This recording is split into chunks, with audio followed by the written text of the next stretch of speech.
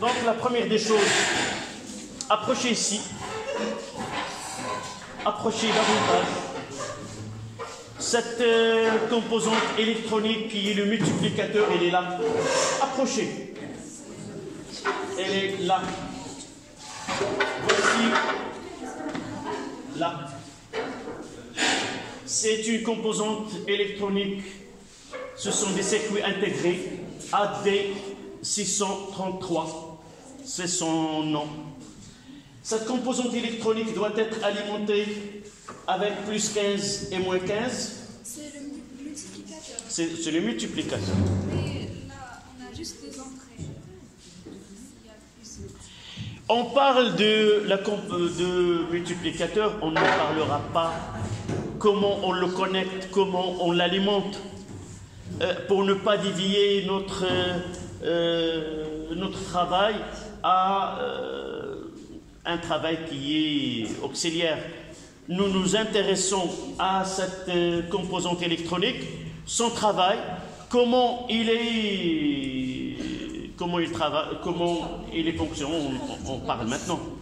D'accord? Donc, il doit être là, vous voyez, E1 et E2.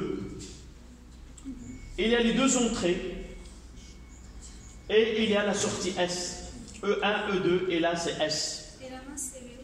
La masse, tous ce côté-là, ce sont les masses. Voilà. Les bornes, les masses. D'accord? La première des choses, je dois alimenter cette composante électronique, la première. Puis, là, vous voyez, c'est S de T. Ce GBF, il va nous donner le signal qu'on doit moduler. Là, c'est P de T. C'est écrit P de T, c'est la porteuse. Et là, on essaie de visualiser.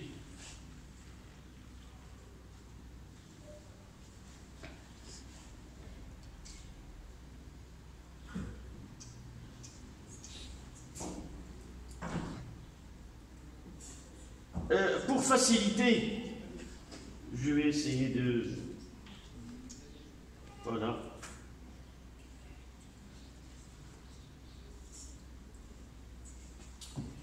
Faire déplacer. Là, vous voyez, c'est la fonction que nous avons modulée. C'est P de T. Vous voyez que la représentation T, elle est très petite. Par suite, la fréquence, elle est grande. Là, uniquement pour visualiser. En réalité, c'est la fonction modulée. Uniquement pour voir, c'est vraiment, nous avons une modulation, si vous voulez, où la S de T, vraiment, il est modulé selon S de T. Nous voyons que, vraiment, il y a une superposition entre S de T et ce qu'on appelle l'enveloppe de signal modulé.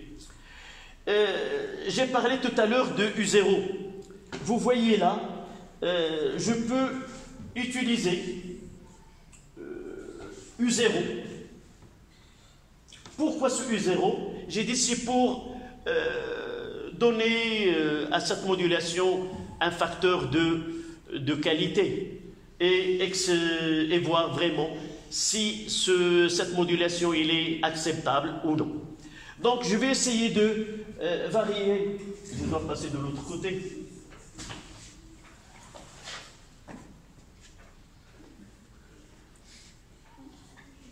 Je vais essayer de varier U0.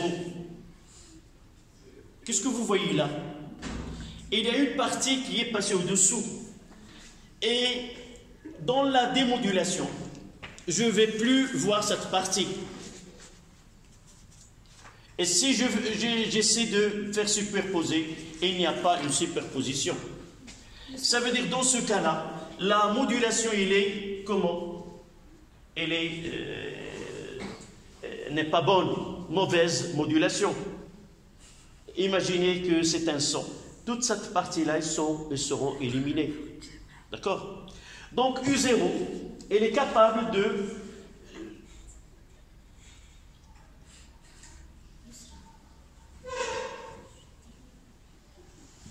Là. comme S de T peut, les facteurs qui influencent ce taux de modulation. J'ai changé U0. Comme je peux changer S de T? Oui. Comment? U0. Là, approche. Approche d'abord pour voir là, ce bouton-là, là, il est sur ce bouton-là, il est capable de faire varier U0. Ça veut dire quoi? Le travail doit être pensé à l'avance. Je ne peux pas envoyer une information qui est cruciale et par la suite, de l'autre côté, ils nous disent on n'a rien reçu. Nous n'avons le message que vous avez envoyé n'est pas lisible. Donc il vaut mieux, et cela, si vous avez l'occasion de voir dans un studio, il y a l'ingénieur de son, et devant lui, il y a un tableau, il y a plusieurs des boutons.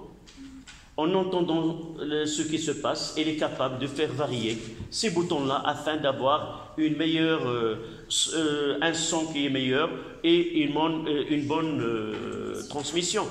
Donc ce U0-là, ce bouton-là, il est capable de faire déplacer US vers le haut. Mais vous voyez là, il ne peut pas dépasser plusieurs, il y a une limite. D'accord? Donc, là, maintenant, autre facteur qui est influençant sur ce taux de modulation, c'est l'amplitude S de T. Ce bouton-là, c'est U0, mais je vais essayer de faire varier. Voilà. J'ai essayé d'augmenter S de T, là. Et je vois que, variant S de T, je modifie le taux de... Là, je donne une valeur qui est plus petite. Donc, ce que nous devons tenir de ce que je viens de faire, c'est que la modulation, elle est régie par un taux qui apprécie cette modulation, est-ce qu'elle est bonne ou est-ce qu'elle est mauvaise. Et ce taux de modulation dépend de deux facteurs dans ce cas-là. C'est U0, cette tension continue qu'on utilise afin de faire un déplacement de US de T vers le haut, et S de T. Donc on va voir que ce coefficient de modulation, M, ça sera S sur U0. S, M, c'est la tension maximale de signal. D'accord? On verra dans le cours tout à l'heure. Ça, c'est une définition. Donc, deux facteurs qui entrent dans la définition de ce taux de modulation. Pour apprécier plus cette modulation, nous utilisons une méthode qui s'appelle la méthode de trapèze. Ça veut dire que si j'utilise un bouton X, Y, la projection c'est d'éliminer le temps des deux fonctions, j'obtiens là soit un triangle, soit un trapèze, soit autre forme qu'on va voir. Donc là, vous voyez que c'est une modulation qui est bonne. Et je vais essayer d'utiliser ce X, Y là. Qu'est-ce que nous observons? Un trapèze. Donc là, si il nous donne un schéma en éliminant le temps entre S de T et la porteuse, on obtient cette forme-là. Je vais essayer de faire varier ce taux de modulation par U0. Et quelles sont les autres formes qu'on obtient? Là, c'est une mode critique qu'on appelle, où il y a le taux est égal à 1, ce n est égal à 1. Si je reviens là, à la limite, on est à la limite. J'essaie de descendre là, on est à la limite de la modulation. Donc je vais essayer de revenir là et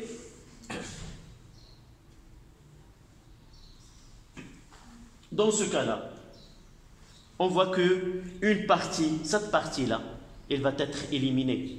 Dans ce cas-là, c'est une modulation qui est quoi? Mauvaise. Et si je reviens, vous voyez qu'il y a une partie. Je redescends là.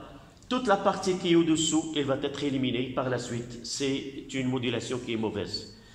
Nous revenons là. Et je vais essayer. Ce n'est pas obligatoirement d'avoir une information qui est sinusoïdale.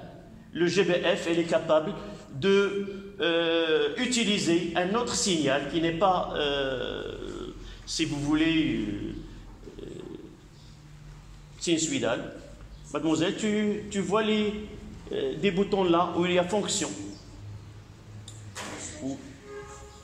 Oui, là, j'ai un problème avec l'éclairage.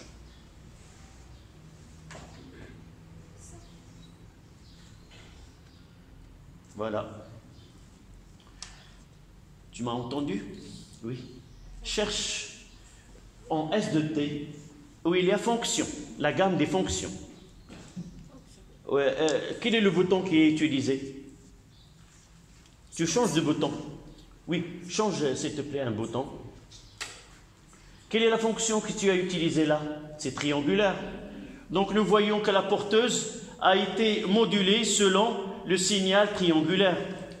Donc toujours le signal, elle module l'amplitude, si vous voulez, de la fonction porteuse selon sa fonction. Mademoiselle, le dernier, il nous reste un autre bouton, lequel? C'est carré. Voilà. Là, il y a modulation selon cette fonction-là.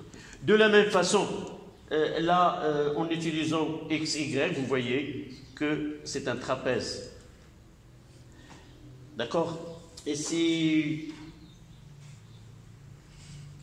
Voilà, il y a un changement de ce côté-là. Là. D'accord? C'est ça la modulation. Et on va passer au côté théorique, s'il n'y a pas de questions. Monsieur, oui. Si le taux de modulation est égal à 1, c'est-à-dire SM et U0 sont égaux. Sont égaux. On va voir par un schéma. Mais généralement, il vaut mieux que M soit inférieur à 1. Pourquoi avoir le risque d'avoir les deux sont tangents? D'accord? Il vaut mieux avoir un taux M qui est inférieur à 1 et par la suite, on épargnera cette déformation de l'information. D'accord? Donc, on revient